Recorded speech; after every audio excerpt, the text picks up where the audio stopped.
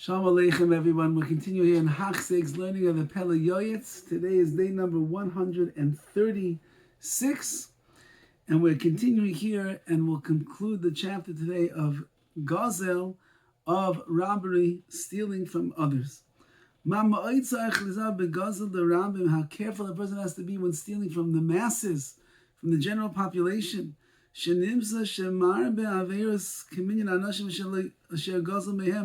You're increasing the number of prohibitions of stealing when there's the general populace involved than when you're just stealing from one individual person. And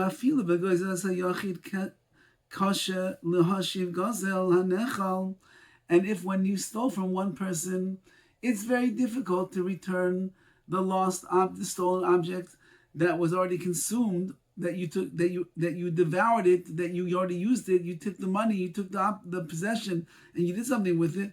Alachas kama v'kama, all the more so. Hagoizel es harabim, when you steal from more than one person, shekasha tshuvaso, your tshuva is going to be very difficult. And therefore be very careful when you're dealing with people, with groups, with communities. Do not steal from them. You can be over, you can transgress many averas of stealing. And if you have to give taxes to the congregation, similarly, and you pay off with bad money. Now this maybe was more prevalent in the olden days where the coinage was not made the way that we make it. You don't get a bad quarter today. You don't get a bad $50 today. You don't get a bad dollar.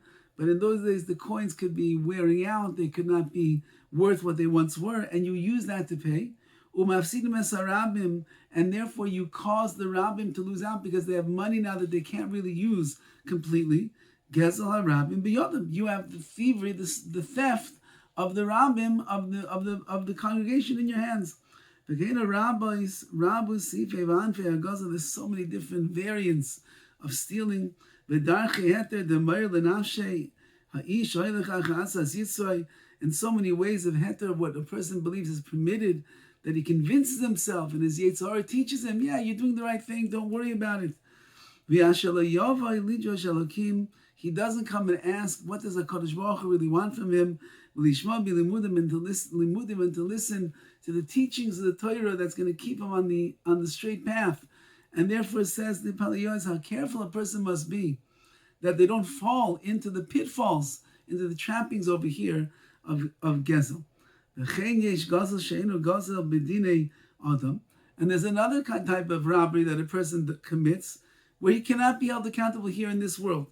But he's stealing in the laws of heaven.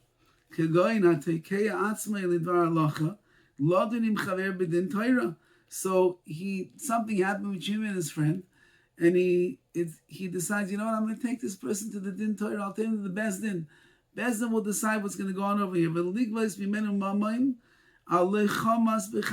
he's going to come along, and he's going to extract the money from his friend in a Beis Din. Now he's coming in a way that is very unruly, and the truth of the matter is that the case would not really warrant that he should get the money, but he presents it in such a way to the Beis Din that he makes his friend look like he's in the wrong, and he's going to end up winning the case. He has his eyes, which means he misread the situation over here. He thinks that his friend owes him the money, and he's wrong. And he's going to end up now bringing him to Beis Din. He's going to run a convincing case over here, and he's going to end up causing a damage to his friend.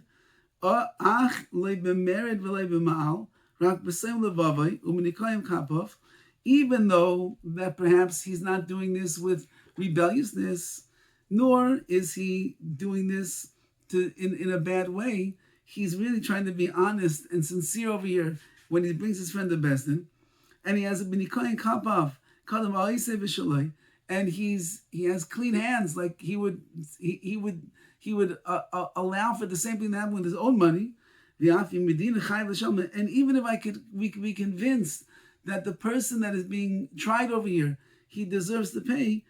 HaKadosh Baruch Hu is not pleased with this person. va'oiver al of chesed. He's withholding chesed from his friend. Va'oiver al v'yaftilecha kamaycha shuvchal gadol v'dar, and he transgresses the great principle of loving your fellow Jew the way you love yourself. Meaning, says the Pele Yoetz, if you make a mistake and you misread the situation, and you think that your friend owes you money, he was doing injustice to you, and maybe you're being sincere, and maybe you're not even trying to get him, you're just trying to protect yourself, but you misunderstood what's going on over here, so you were not forgiving enough and not understanding enough, and you didn't check it out enough, and therefore you're causing a loss and damage to your friend. You're not only you're a gazlan, but you're transgressing v'aftilecha kamaycha. It says in the Gemara, Adam nika b'kisai, you can recognize a person in his pocket. How do you recognize him in his pocket? The way that he deals with his money. That's how you know, is he a generous person? Is he a genuine person? Is he a loving, caring, compassionate person? Or is he just simply out there to try to get the money back for himself? Well, and the Issa of Gezel is very, very, very, very sharp and strict, and tshuva is very difficult to do. Even if you steal one little coin, 5 cents, a penny, a dime from your friend, it's like you stole from his nefesh, and you stole from his sons and his daughters. Because and as long as the gezel, the stolen object, is still in your hands, there is no hope for you. There's never going to be an atonement. And certainly if you ended up destroying or consuming that which you stole, it's impossible, impossible to return. And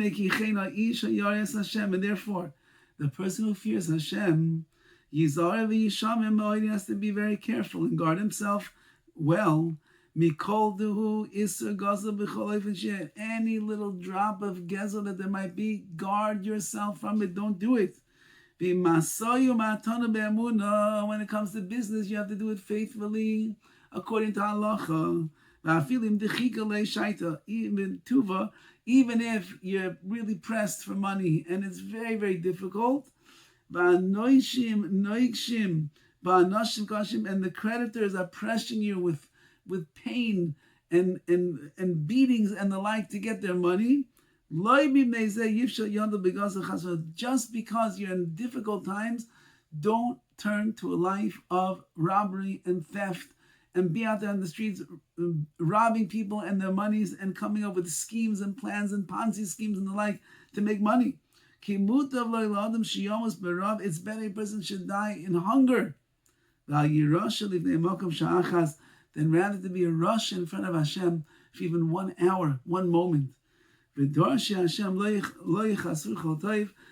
seek HaKadosh Baruch Hu, they will not be lacking anything. Hashem will not withhold the good from those that go in purity with Hashem. So it's really up to you, up to us, the way that we're going to deal with our monies, the way we're going to deal with our finances, the way we're going to deal with the pressures that are building up around us. Says the Pele Yoetz, be careful. It's so easy to fall into gezel in so many different ways. We have to be strong. We have to go betamim, sincerely, purely, innocently with HaKadosh Baruch Hu. And in that way, loy yechasru chol tov, you will not be lacking any good in your life. All the best.